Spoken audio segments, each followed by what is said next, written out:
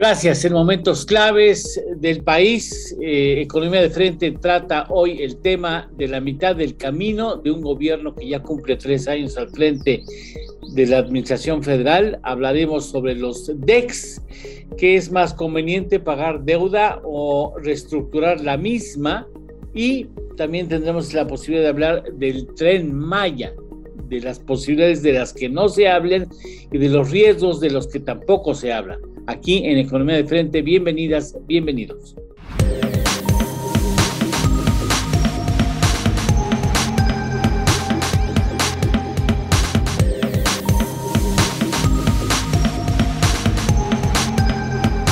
Economía de Frente. Comenzamos saludando de manera muy especial a Alfredo Ávila. Gracias, invitado en esta ocasión. Muchas gracias por estar con nosotros. Gracias, Ernesto Párez Santuscoy, conductor de este espacio. Muchas gracias. Bueno, Eduardo, vamos a empezar Alfredo. ¿Cómo está? Hola, ¿qué tal, amigos? ¿Cómo está usted? Veo a fulanita de tal, a perenganita de tal. ¿Te acuerdas cómo? Quien tiene más de 40 años sabe, Pepita Gomis, que nos veía a través de un cristal inexistente. De un espejo. De un espejo inexistente. Pero bueno, ese es otro asunto. Para que la gente piense que estos ya están viejos y quién sabe qué fuman. Bueno, si quieren, si les parece bien, derechos especiales de giro. Ya hemos visto las alternativas, la mecánica para, digamos, pasar los DEX y poder convertir los DEX en dólares que permitan el pago de la deuda, parte de la deuda externa que tiene el país, o petróleos mexicanos. Pero hay quizás otras alternativas, Alfredo. Sí, así es. A reserva de lo que opine Ernesto, pero si bien es un sistema arcaico, me parece el mejor sistema que siempre se ha hecho es prepagar deuda que ya está en el mercado de UMS, de United Mexican States, y aprovechar todavía que las tasas, los rendimientos de los tesoros están abajo, y prepagar deuda y emitir a cupones más bajos, porque a mí me parece que si hay que sacar pesos, nos podría salir más caro que la reestructuración que ya está dada en dólares. Y vuelvo a repetir, aprovechar rendimientos bajos. Y eso nos puede dar solidez en la calificación, en vez de que se haga un esfuerzo de emitir pesos para pagar esos instrumentos del Fondo Monetario. No lo veo tan razonable. O sea, hablas, y espero que me corrija Ernesto, aprovechando que hay exceso de liquidez en los mercados financieros y que está cerca de agotarse esta liquidez, aprovechar las tasas bajas que existen en los mercados internacionales para hacer un canje, una permuta, una catafixia, diría Chabelo, una catafixia de deuda, Ernesto. Oye, me gustaría primero explicarle a nuestro amable del auditorio de qué estamos hablando, ¿no? ¿Sí? Okay. El Fondo Monetario Internacional decidió hacer una emisión de una moneda que crea el Fondo Monetario Internacional, que es de ellos, una moneda mundial que se llaman derechos especiales de giro, que al final es una canasta de 5 divisas: dólar, libra esterlina, euro, yen, yuan. Ya sé, una emisión histórica, 650,000 millones de dólares. En toda la historia no se había hecho algo arriba de 250,000 millones. Y entonces esto lo hace para ayudar a los países más pobres, que son la gran mayoría de los países, para que tengan recursos para afrontar la crisis económica y la crisis de pandemia. Se ha tardado, ¿no? Ya van año y medio de que surgió esa pandemia. Esto es mejor, lo considera mejor el Fondo Monetario, que ponerse a darle un crédito a cada país, porque con las reglas estrictas de este Fondo Monetario Internacional se hace imposible. Se podrían tardar 5 años en instrumentar los créditos. Entonces, se lanzan estos DEX y a cada quien le tocan de acuerdo a las aportaciones, porque así son las reglas, de acuerdo a las aportaciones que cada año hace cada país al Fondo Monetario. Entonces resulta que el 58% de estos recursos llegan a los 10 o 15 países más ricos del mundo que no necesitan los DEX. El resto llegan a ciento y tantos países, el 42% restante. Nosotros aportamos menos del 2% de las aportaciones totales, entonces nos llegaron esta semana 12.200 millones de DEX. ¿Esa moneda para qué sirve? Simplemente para tenerla como parte de las reservas, como si fuera oro, como si fueran dólares. Solo sirven para eso, no sirven para nada más. Entonces, hay una propuesta del nuevo secretario de Hacienda de salir con ese recurso a prepagar deuda. Y el presidente ya se la compró, ¿no? Entonces, se está negociando con el Banco de México la mejor manera de hacerlo. Aquí el punto de vista de Alfredo es, ¿para qué hacerlo? Porque lo que implicaría, muy probablemente, es que se tenga que hacer una emisión de pesos por parte del gobierno federal. ¿Y eso va a deuda interna? A deuda interna. Uh-huh. Pero pues las tasas están al 7% para ir a prepagar deuda en dólares. Entonces dice Alfredo, que es un experto en el trading de bonos internacionales, de bonos. A eso se dedica. Se ha dedicado toda su vida. Dice, es su experiencia. Lo que se puede hacer es seguir prepagando bonos actuales, vigentes, que tienen tasas más altas que las actuales, porque con esa abundante inyección de liquidez que están haciendo todos los bancos centrales, nada más el Fondo Monetario, las tasas en dólares están bajísimas. ¿En cuánto la tasa del bono del Tesoro a 10 años hoy está al 1.28? Así es. Ahora, yo lo que he estado diciendo es que en lugar de prepagar la deuda del gobierno federal, deuda externa, lo que debería hacerse en todo caso es ir a pagar la deuda de Pemex. Que es la más cara. Porque esa sí está cara. Y pongo el ejemplo. La última vez que salió el gobierno mexicano con una emisión fueron euros, 1.500 millones de euros a 15 años al 1,5%. Excelente emisión. ¿Y por qué lo podemos hacer? Aparte porque somos muy buenos haciendo contratando deuda, porque somos expertos los mexicanos en eso, desde los años 80, porque tenemos grado de inversión. En cambio, Pemex tiene calificación de grado de basura, de chatarra. La última vez que salió Pemex al mercado, salió con 1,000 y tantos millones de dólares al 6.99%, o sea, al 7%. Pemex consigue deuda en dólares como si fuera en pesos. Entonces, sí creo que conviene hacerlo, pero prefiero que se aplique a prepagar la deuda en Pemex. Pero habrá muchos de los que nos están oyendo que nos van a decir, ¿pero para qué le meten más dinero bueno al malo? Y tienen razón. Bueno, después de toda esta precisa explicación pasa, de Ernesto, déjame ir a una pausa y me dices, después de una pausa, ¿qué es lo que pasa? Economía de frente. Regresamos. Economía de frente. Continuamos. Entonces, ¿qué es lo que pasa? Es que ya no me acuerdo. Lo que pasa es que Pemex ha perdido el grado de inversión y es deuda de basura, ¿no? Y entonces le cuesta mucho. El gobierno ha estado rescatándola por todos lados y ya hubo una instrucción del presidente de que el gobierno federal, Secretaría de Hacienda, va a absorber todas las amortizaciones de la deuda de Pemex. Ya desde este año le debe de haber metido el equivalente a 6,000 millones de dólares, es decir, por ahí de 120,000 millones de pesos.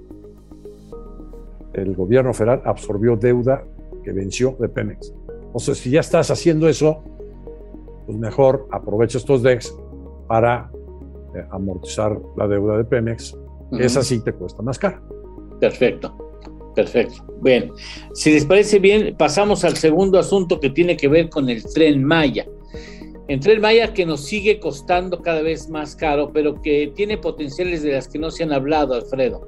Sí, así es. Mira, yo creo que no solamente hay que hablar, vamos ya a hablar del proyecto, ya está en marcha, ya se está llevando a cabo, es algo que ya se va a dar, ¿no?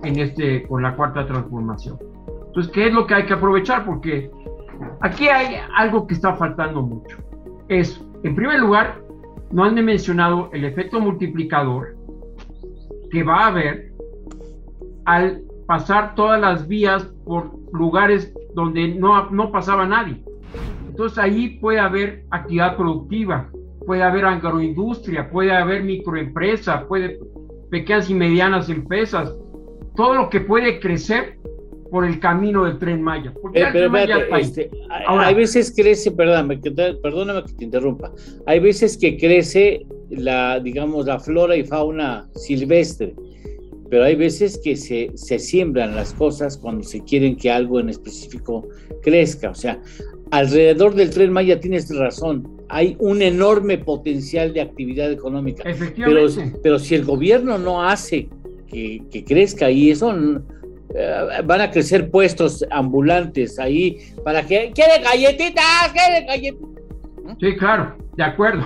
Ahora, fíjate lo que el presidente no lo ha tomado mucho en cuenta, y es muy importante el factor del Banco Mundial, del Banco Interamericano de Desarrollo. En todo eso ellos pueden coadyuvar a desarrollar esa agroindustria, esa microempresa, pueden financiar a la gente con los desembolsos respectivos de México para desarrollar todo eso, porque realmente hay una riqueza muy potencial ahí que se debería desarrollarse con los bancos multilaterales, con la ayuda nacional financiera de Bancomex y de Banobras.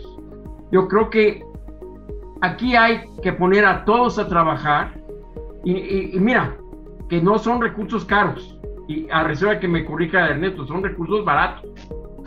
Claro, hay un esfuerzo por parte del gobierno federal en los desembolsos que se lleven a cabo cada vez más para apoyar este tipo de desarrollos de agroindustria, de empresas que vayan creciendo con respecto a cómo se vaya haciendo el Tren Maya, porque no nada más son los empleos del Tren Maya, no nada más es eso. Hay que desarrollar por todos los caminos que va a pasar el Tren Maya. ¿Eso le correspondería a Fonatur, Ernesto? No. ¿A la Secretaría de Economía? Al gobierno federal en su conjunto. Son distintas instancias. Concuerdo con lo que dice Alfredo. Por un lado, sí le agregaría a este análisis. Oye, pero también el presidente canceló las zonas especiales de desarrollo que estaban prácticamente ya armadas. Y que había compromisos específicos de inversiones en tiempos había 8 concretos. mil millones de dólares, pero fácilmente podría haber habido ahí 100 mil millones de dólares en esas zonas especiales. Entonces, ya, como olía Peña Nieto, los cancelaron.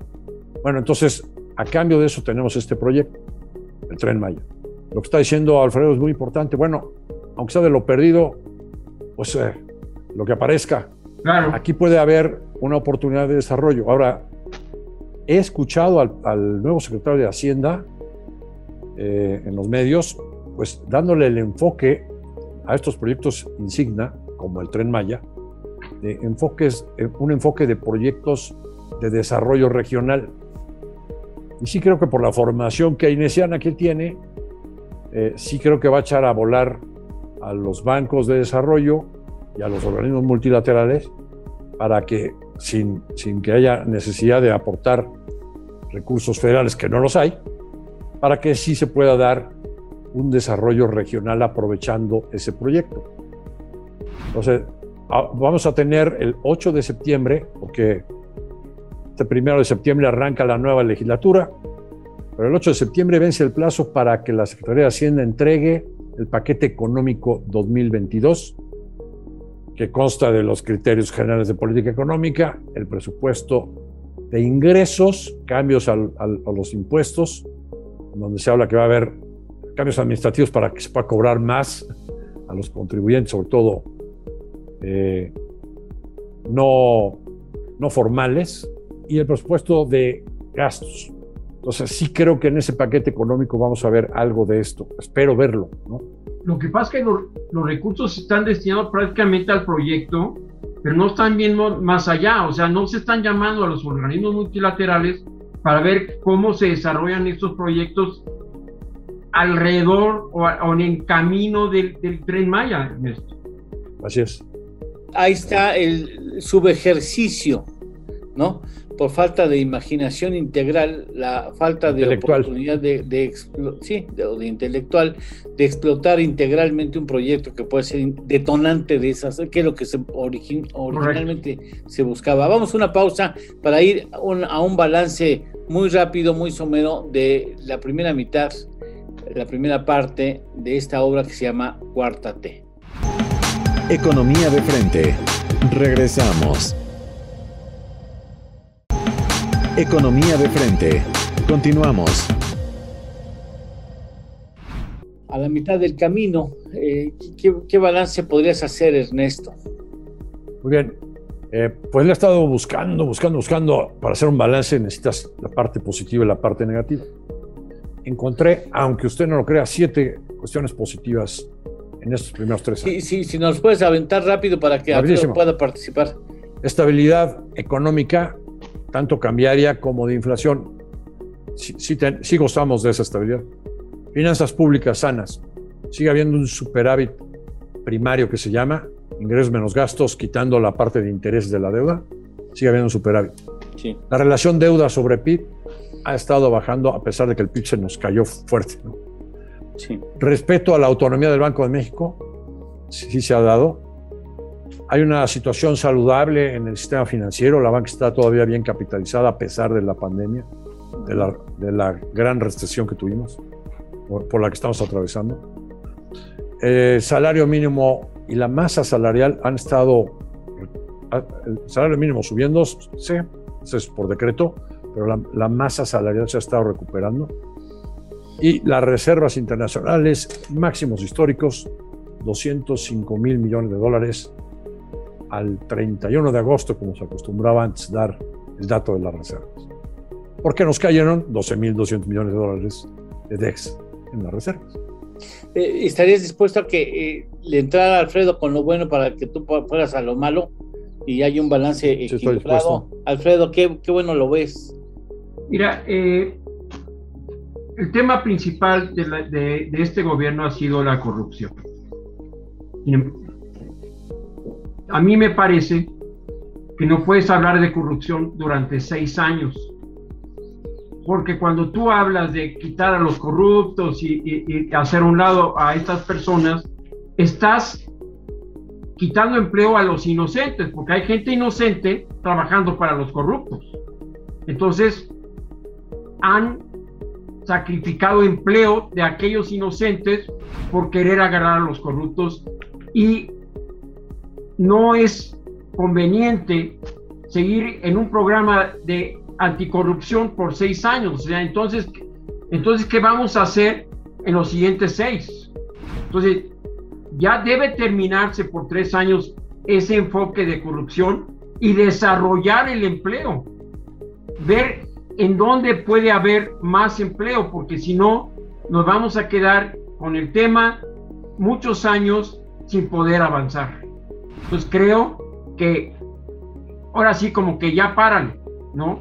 Vamos a pensar en desarrollar el país.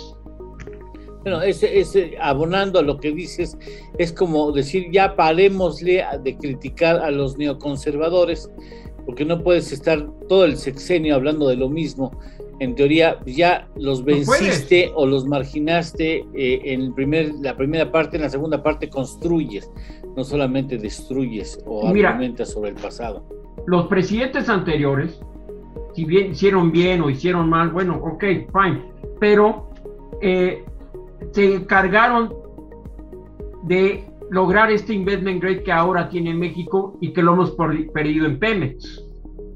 Entonces, es importante que sigan con el enfoque de tener, como dice bien Ernesto, de mantener la estabilidad económica, pero también atender a aquellas empresas que se nos están cayendo, para que no perdamos el investment grade en todo, porque los presidentes anteriores sí lograron conservar el investment grade, lo obtuvieron, lo mantuvieron, y hacían reformas, etcétera.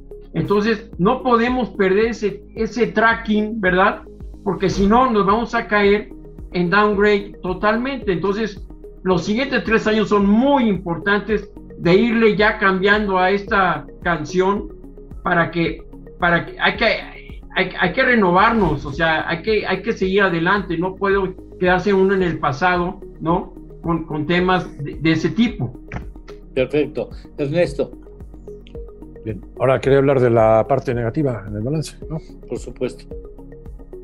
En general es una destrucción de valor lo que hemos visto en estos primeros 3 años. Tenemos una caída del PIB muy, muy acentuada en los primeros 3 años. Si no se hace algo drástico de cambio en la política, en la visión, pues este sexenio va a ser un sexenio perdido. Ya es muy difícil que los años positivos de la segunda mitad, si es que son positivos, pudieran compensar la caída tan profunda que se tuvo en el PIB en la primera mitad del sexenio, claro, muy afectado por la pandemia. Segundo, el empleo sí se está recuperando, pero es de muy mala calidad. Esto nos da como resultado un incremento en la pobreza pues muy considerable. Entonces, pues, ¿cuál desarrollo, no? Primero los pobres. Hemos producido más pobres. Uno de los principales aspectos negativos es la mala conducción que me parece que ha habido en Pemex. Todos los indicadores de Pemex son para abajo, ¿no? La producción de crudo, las pérdidas en las refinerías, el número de accidentes, el plan de negocios en sí, un verdadero desastre. Lo que ha hecho que como dijo Alfredo, es que se pierde el grado de inversión. Entonces el gobierno ha tenido que estarlo rescatando, cuando antes era al revés. Pemex rescataba al gobierno, era el respaldo del gobierno.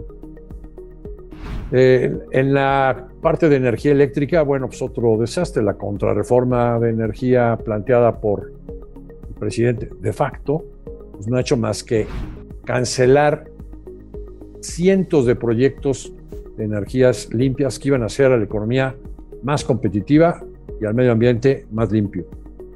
Y ha dejado colgado de la brocha a los inversionistas y ha generado muchísima desconfianza. De hecho, es otro de los aspectos negativos, la inversión. La inversión viene negativa en estos primeros 3 años en forma alarmante por la falta de confianza. En salud, en el sector salud, bueno, pues una carestía de medicinas y un pésimo manejo de la pandemia. Inseguridad, otro aspecto que afecta mucho a los negocios. Indicadores para arriba, 91,000 muertos en los primeros 3 años del sexenio. En la cuestión de educación, creo que sí va a pasar este sexenio a ser el peor en indicadores de calidad de educación, también afectado por la pandemia, pero pues realmente no se ha hecho nada para mejorar la calidad de la educación, y al contrario, se le volvió a hacer el caso al CENTE, que tiene secuestrado a este país, el Sindicato de Maestros de Oaxaca, ¿no? Pago a proveedores, crece la cartera vencida, y esto está deteriorando seriamente a las empresas. El crédito ha bajado en 2 billones, el crédito de la banca comercial al sector privado ha bajado en 2 billones de pesos. Mercado de valores, creo que es la época de mayor sequía en cuanto a desarrollo del mercado de valores, nuevas emisiones. Al revés, ha habido varias emisoras que se han salido del mercado, muy poca actividad para el financiamiento. La militarización que está teniendo el país me parece que es, primero, inconstitucional. Se le están asignando tareas que no le corresponden a las Fuerzas Armadas, y esto me parece muy preocupante. El respeto al Estado de Derecho, y por último, la reforma laboral, que pues ha sido muy lenta en su implementación y que nos está ya generando problemas con el TEMEC. Pues con ese listado de cuestiones que no necesariamente son buenas en la presente administración, llegamos al fin del programa. Agradecemos de manera muy especial a Alfredo Ávila su presencia aquí como invitado de esta ocasión. Muchas gracias. Gracias, Eduardo. Alfredo, muy amable, y sobre todo a ti, Ernesto Juárez Santos, muy amable. Gracias a ustedes, que estén muy bien. Cuídense Alfredo. mucho, gracias. Hasta la próxima semana.